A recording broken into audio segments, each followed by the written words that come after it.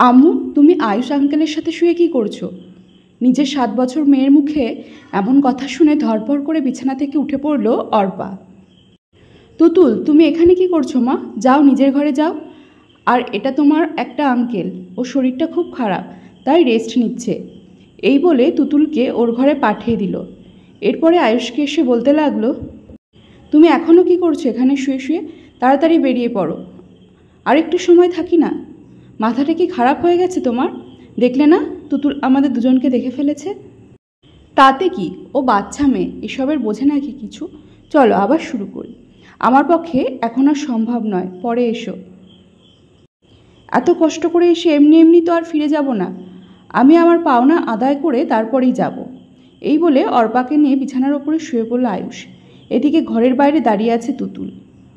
নিজের মায়ের গোঙানির আওয়াজ ভেসে আসছে বন্ধ দরজার ভেতর থেকে। হঠাৎ ওর হাত থেকে টেডি বেয়ারটা পড়ে যায়। তারপর মেঝেতে গড়াগড়ি খেতে লাগলো। আয়ুষ অর্পার প্রাক্তন, তাছাড়া একসাথে দুজন একটা অফিসে চাকরি করত। অর্পা নিজে চাকরি ছেড়ে দিয়েছে বছরখানেক হয়েছে। সন্ধ্যাবেলা অর্পা তুতুলকে ডেকে বলতে লাগলো, মামুনি, তুমি কি রাগ করে আছো আমার ওপরে? কই না তো। শোনো, আজ বিকেলবেলা যা দেখেছ তা তোমার আব্বুকে কিন্তু কিছু বলবে না। কেন? বললে কি হবে? বললে তোমার আব্বু আমায় এই বাসা থেকে বের করে দেবে, তখন তোমার আর আমার সাথে থাকা হবে না।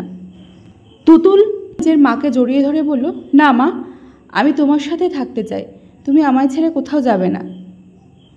তাহলে যা দেখেছ ভুলেও বলো না নিজের বাবার কাছে, কেমন? আচ্ছা ঠিক আছে, বলবো না, প্রমিস করলাম। এই তো আমার সোনা মেয়ে। পরদিন সকালবেলা একটা কল আসলো অর্পার কাছে।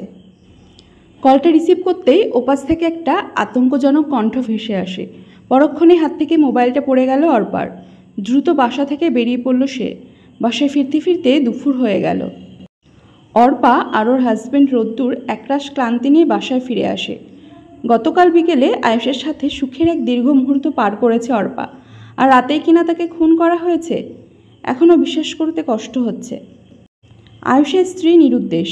পুলিশের ধারণা আয়ুষের স্ত্রী এই খুনের সাথে কোনোভাবে জড়িত, তাই তাকে খোঁজার জন্য ইতিমধ্যে অভিযান শুরু করে দিয়েছে।